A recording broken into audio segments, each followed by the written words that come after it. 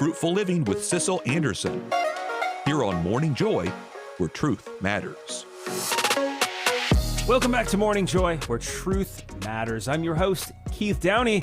Information overload. My goodness, there's so much out there. And how can this all affect our spiritual lives? Well, we've got none other than Sissel Anderson to help us break it down. Good morning, Sissel. Good morning, Keith. How are you doing? I'm doing well. I'm trying to avoid the information overload myself. It's kind of hard when you do a morning show like this and you're out staying up to date with the news. A little bit, yeah. I feel like I'm just really overloading myself in general. So this is very close to my heart, as I'm sure to many of our listeners. Oh, yeah, for sure. I frequently get being like, it's often a resident young person in different situations. People be like, so what do you think is the worst part about social media and the internet? And, is it all this, there's a lot of different things people can go with. They can say it's a waste of time. There's a lot of bad things out on the internet, which is all very, very, very true. But I think one of the most difficult things, especially from an adult perspective, is the fact that we just are constantly have access to any information we want at our fingertips. And you're thinking, well, why is that bad? And I'm like, well, okay, here's the thing.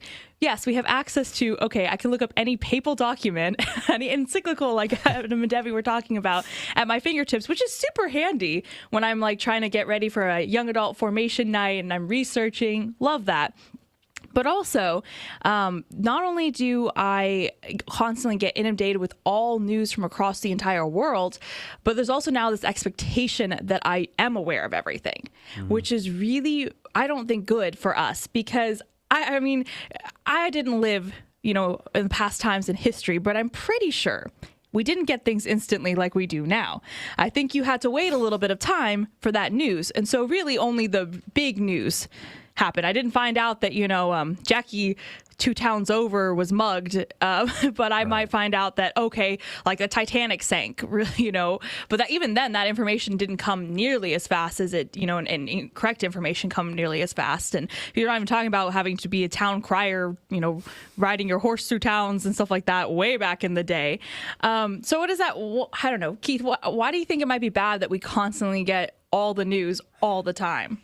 Well, I just think back when I was growing up, anytime I had to do research, I had to use the Dewey Decimal System. And that took a lot of time learning. Yes. And then the Encyclopedia Britannicas, flipping through that. And then it became digital with like a CD and then going through that, searching it. So it really took time to go through some of these things. And it wasn't all at at our fingertips. And so, yeah, I think nowadays we're not really resting, I think. We're always so connected. We don't have time to process a lot of this information because we're on to the next thing and the next thing and the next thing. And so I don't want to say this contributes to a lot of anxiety for individuals, but I don't think it certainly helps. Yeah, no, I don't think we could ignore that fact when you're doing research on and studies about why there is such a rise of anxiety these days. You can't ignore the fact that this is something new that we have in the last, 20 years or so, 20, 30 years of really instantaneous with the internet.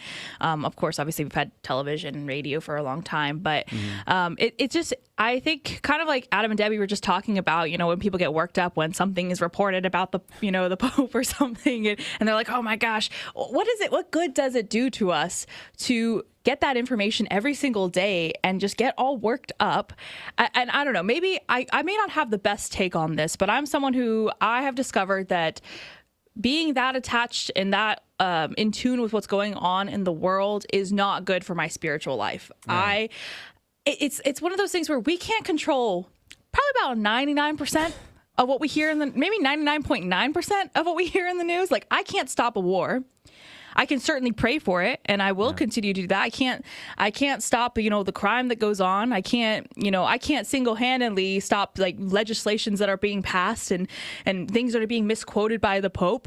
So there's a lot of being worked up about it, which probably honestly perpetuates these like news stories keep coming out because they know it's going to get a lot of interest, but that's a whole other topic. but what good does it do for our spiritual life? What is it doing for my journey with God? And I think it kind of, you have to bring it back to what are you being called to do in the moment? And what is your vocation? We all have a vocation, and sometimes we have vocations within our vocations. So if you're called to marriage, obviously your vocation first and foremost is your family, your spouse. If you are, priest or religious, obviously whatever your vocation is in that regard, whatever the charism. And then also, you as a single person, you're going towards marriage. You have a certain, maybe your job and your immediate family and your friends, your community. There are things that you should be doing. And the time that you're spending worrying and stressing about what's going on and maybe sharing on social media these things that you've seen, is that helping your vocation? And I would argue that it isn't. I don't know. Yeah, I would agree with you on that, because if you're always focusing on what's happening outside of your control or just like on the news cycle, life is already stressful and difficult enough, and we tend to let's see what's on the news. Oh, this is incredibly stressful and time consuming.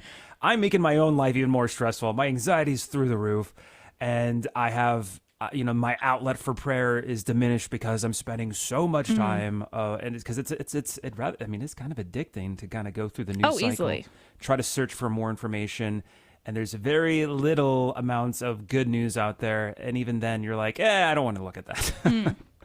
Yeah, and I think it affects different generations in different ways, because older generations are very used to watching the news cycle on TV, having the TV on in the background and constantly getting this. And now younger adults will have it on social media, so they'll get it like a notification, even sometimes on their phone. A news app will alert them of something. And so I think young adults, I think, are more and more going down. They're not going to be as in tune with the big overarching maybe news stories, but they'll hear something maybe unjust and get really, really worked up about that. And again, obviously we don't want those things to happen. We want to be able to pray for these situations. But again, it gets into this idea that I think in the younger generations, there's an expectation that not only should we know about some unjust thing that happens, but we need to be doing something. Now, what exactly that is, I don't think anyone has a real good plan for that. But I get very frustrated when sometimes people are like, wait, you haven't heard about this thing that happened? And I'm like, hey, I'm over here. I'm trying to pay bills and do my prayer life. And, there are certain things that maybe are a little bit more pertinent to what's going on in my life right now, and not from a selfish perspective, because I think that's something that can be kind of brought up, well, how could you not be caring about what's happening in this country or what's happening here? And I'm like, I'm not saying that I'm not caring about it, but again, there's only so much that I can do personally, other than obviously praying and trying to change the community around me. It's a very kind of toxic and fine line that you can get in there. Yeah, and there's a whole other section I don't even think we're going to get to, but I also would put out there too that sometimes there's a line also on when you have this much access to media, you also are expected to know everything and how to do everything, and so there's this expectation that you can't fail, that you should already know all these things, and that you shouldn't there's no opportunity to learn and grow.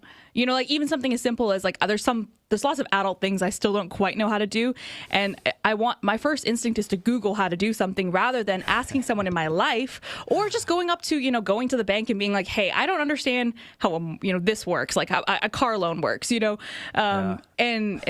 being vulnerable like that. And we can't do that.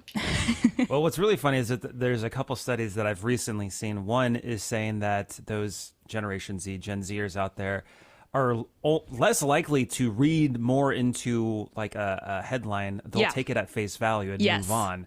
And so it's like, well, hold on a second. There's a whole step here. You can't just believe the first thing you see, especially online. So that is an issue. And then you mentioned too, I do this too. I'll immediately go to Google or, search on YouTube. And that's a funny thing is that 1 in 5 adults can't change a light bulb. I mentioned that the other day. Yeah. 1 in 5. Okay, at least I could do that one. I could claim that.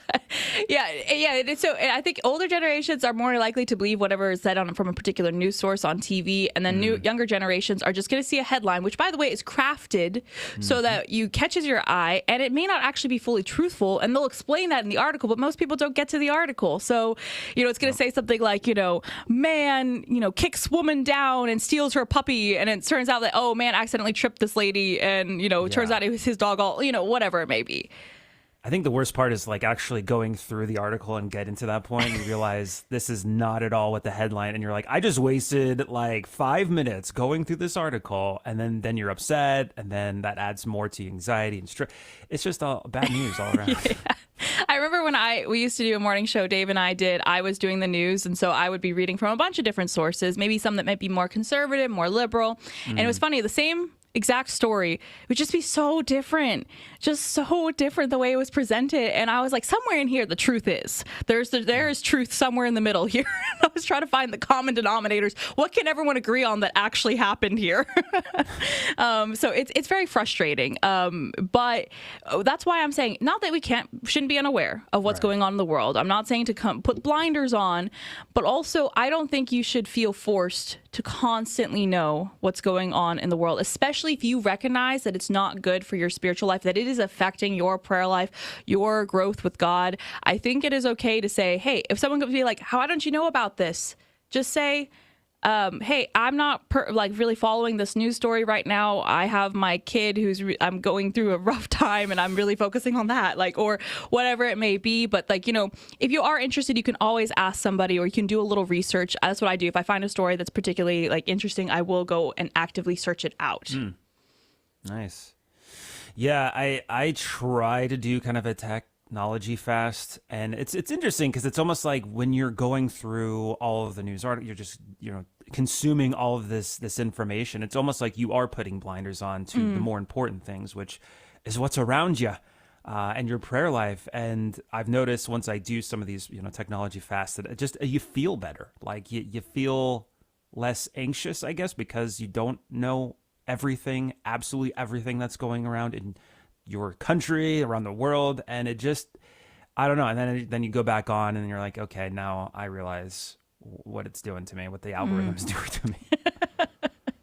Yes. So be courageous. Don't feel like you can't delete the app or unsubscribe from something if you recognize that it's not benefiting you. You can always download it again. Exactly. And if you're ever looking to get just a select amount of news, like a daily news brief, well, we have that for you here on Morning Joy every single morning.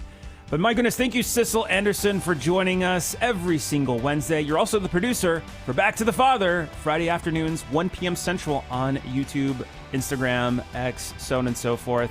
So thank you so much for joining us. We look forward to Friday's show. And that's the end of our first hour, folks. So if you are going on your way, maybe you're dropping your kids off at school, maybe you're going to Holy Mass. Obviously, if that's the case, please pray for us. We need all the prayers you can get. We'll pray for you, of course. But there is so much more coming on our second hour of Morning Joy, where truth matters. Tomorrow morning on around the same time, we're having Alan Smith back. So make sure to stay tuned for that. And we also have a guest, an incredible guest, Tom Oglesby.